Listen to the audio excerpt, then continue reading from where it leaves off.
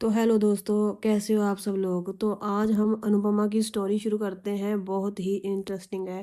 आप देख रहे हो सभी तैयारियां कर रहे हैं पतंग चढ़ाने की। तो उधर ख्याति की देवरानी कहती है कि हम तो गरीब के गरीब ही रहोगे। कोठारी तो हम सिर्फ नाम के ही हैं। तो एक तरफ देखते हो कि बा सुन रही है।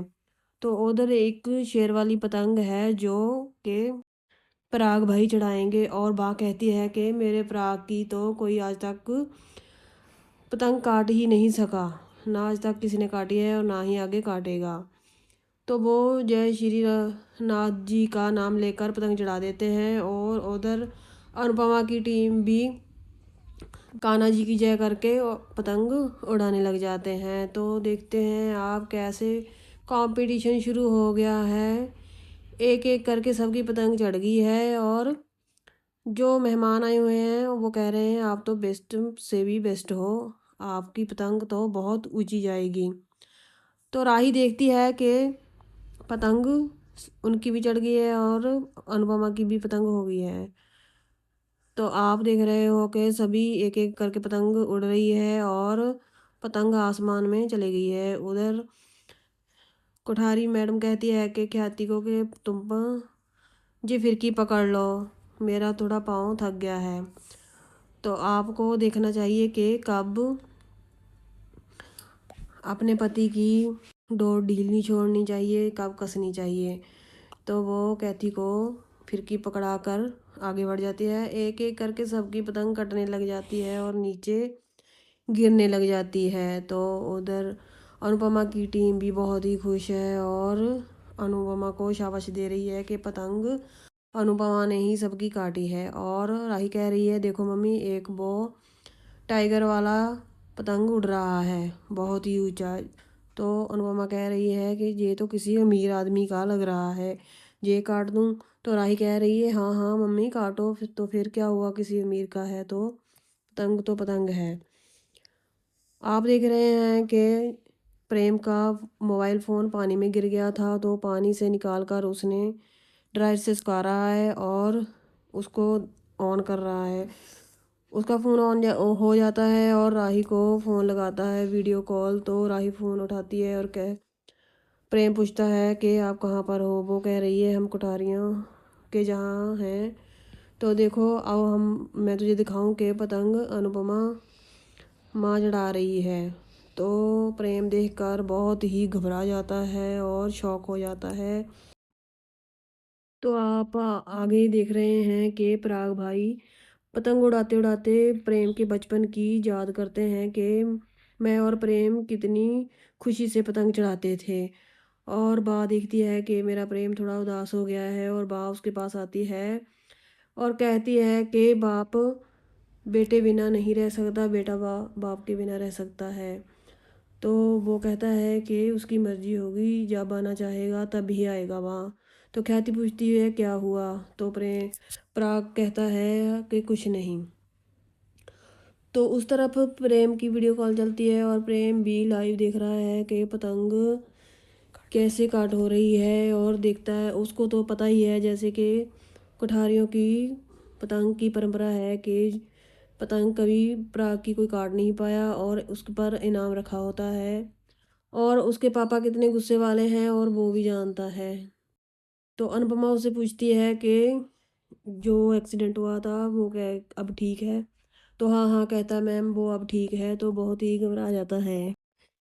तो अब देखते हैं कि अनुपमा ने पराग की पतंग काट दी है और पतंग उसकी जाकर नीचे गिर जाती है। और अनुपमा जब लेने जाती है तो तब उसको पता चलता है कि ये तो पतंग पराग की थी। तो वो कह रही है कि एक छोटा बच्चा रो रहा था इसीलिए मैंने तो ये पतंग चढ़ाई और मुझे नहीं पता था कि ये पतंग आप भी चढ़ा रहे हैं। तो राही कहती है प्रेम से तुम रुको, मैं तुम्हें बाद में कॉल करती हूँ। और पराग घर की ओर भागता है और वहाँ पर सब खड़े हुए शौक हो जाते हैं। और पराग भी बहुत ही गुस्से से आग बबूला हो जाता है। और अनुपमा कहती है कि सॉरी मुझे नहीं पता था कि ये आपकी पतंग है। और बात आगे बढ़ती जा रही है और पराग कहता है कि आप इनका इनाम दीजिए और इनको यहाँ से चलता कीजिए और भूल कर भी मुझे इनका बनाया हुआ खाना मत दीजिए, ना ही भोग। तो मैं अपने मेहमानों के लिए 5 स्टार से खाना मंगवा लूँगा। तो वो कह जब उसने ये बात बोली तो इनका जमाई आगे आता है और उनको कहता है, चलो चलो यहाँ से चलो, चलते चलो। इनको अनुपमा को बहुत ही बैड लैंग्वेज से बोलता है और राही क्या करती है कि उसकी उंगली पकड़कर खींच जाती है और कहती है कि तुम होते कौन हो कि मेरी मम्मी से ऐसे बात कर रहे हो। तो सब उसको बोल रहे हैं कि उसका हाथ छोड़ दो। राही कैथी भी बोलती है कि बेटा उसका हाथ छोड़ दो, मगर राही उसका हाथ नहीं छोड़ती। तो पराग गुस्से से अपने जमाई को पीछे को खींचता है और कहता है छोड़ो, उसका हाथ छोड़ो। और बात और बिगड़ जाती है और अनुपमा राही को अपने पास ले लेती है और पीछे खड़ा कर लेती है। और आप देख रहे हो स्टोरी में बहुत ही आगे हंगामा होने वाला है। तो अनुपमा पूछती है कि हमारे खाने में क्या खराबी है सर? हमने पूरी रात जागकर खाना बनाया है, पूरे मन से तन से अपने से श्रीनाथ जी के लिए भोग बनाया है। आप गरीब की इज्जत ना करें मगर खाने का अनादर मत करें। तो ऐसे अनुपमा उनको हाथ जोड़कर विनती करती है कि आप हमें बताइए तो सही हमसे गलती क्या हुई है। तो पराग पूछते हैं कि आप मुझसे गलती पूछ रही हैं? पहले तो आपने बीच बाजार के मेरी माँ का अपमान किया, फिर आपने अपनी स्कूटी से मेरी कार का नुकसान किया, फिर आपने मेरी माँ को चोट पहुँचाई, फिर आपकी ये बेटी मेरे दामाद जी के बेडरूम में घुसी, तो फिर आप दोनों ने रल के मेरा त्योहार ख़राब किया। तो वो पराग भाई जो गलतियाँ गिनाता जा रहा है और कहता है कि हर गलती माफ़ की जा सकती है मगर मेरी माँ का अपमान माफ़ नहीं किया जा सकता। तो अनुपमा कहती है कि आपने अपने गुस्से की इतनी वजह बता दी मगर असली वजह तो कुछ और है। अगर बा और आपकी बा और मेरे बीच में जो कुछ हुआ, अगर आपको उसका गुस्सा होता तो आपने हमको घर से कब का निकाल दिया होता, तो मैं यहाँ पर खाना नहीं बना रही होती। असली गुस्सा तो आपका ये कटी हुई पतंग का नीचे आना है। तो वो कह रही है कि जो आपका पतंग कट गया है उसका आपका गुरूर चूर चूर हो गया है, आपका घमंड टूट गया है। तो और पराग और गुस्सा करता है और तो पराग कहता है डोंट टेस्ट माई पेशेंस, और अनुपमा भी आगे से वही कहती है you don't test my patience. तो जब श्रीनाथ जी का उत्सव आए तो श्रीनाथ जी मुझे कहीं मंदिर में या फिर किसी गरीब की कुटिया में या फिर किसी दुकान के कैलेंडर पर ही नजर आए, वहाँ पर ही दर्शन दें मुझे, आगे से आपके घर में दर्शन ना हो।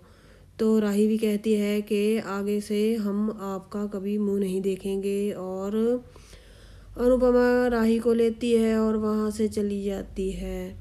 तो पराग का गुस्सा और भी बढ़ता है और देखता है कि ये दोनों हमें कितना कुछ सुनाकर चली गई। बा का भी गुस्सा आप देख ही रहे हैं कि कितना गुस्सा कर रही हैं। वो वहाँ से चली जाती हैं और तो उधर स्टोरी शाह हाउस से शुरू होती है और आप देखते हैं कि वहाँ पे प्रेम आते हैं और उनको कहते हैं कि प्रेम आ गया। और बापूजी उनसे पूछते हैं कि बेटा अब तुम्हारे दोस्त की कैसी तबीयत है? तो वो कहता है ठीक है। तो माही उनसे चाय के लिए पूछती है कि प्रेम चाय पी लीजिए। तो तोशु भी कहता है कि मम्मी अभी तक आए नहीं हैं। तो प्रेम पूछता है कि कब तक आएंगे। तो वो जब तक देखते हैं कि अनुपमा घर के अंदर एंटर हो ही जाती है और उसका मायूस चेहरा देखकर प्रेम समझ ही जाता है कि ज़रूर हमारे घर में कुछ ना कुछ हुआ है। तो तोशु भाग कर अपनी मम्मी की ओर जाता है और कहता है मम्मी आप आ गए, कुठारियों के यहाँ प्रोग्राम कैसा रहा? तो अनुपमा स्टोरी सुनाती है वहाँ क्या क्या हुआ और तोशु कहता है कि अरे आपने झगड़ा क्यों किया? तो राही कहती है कि हम झगड़ा नहीं करते तो क्या करते?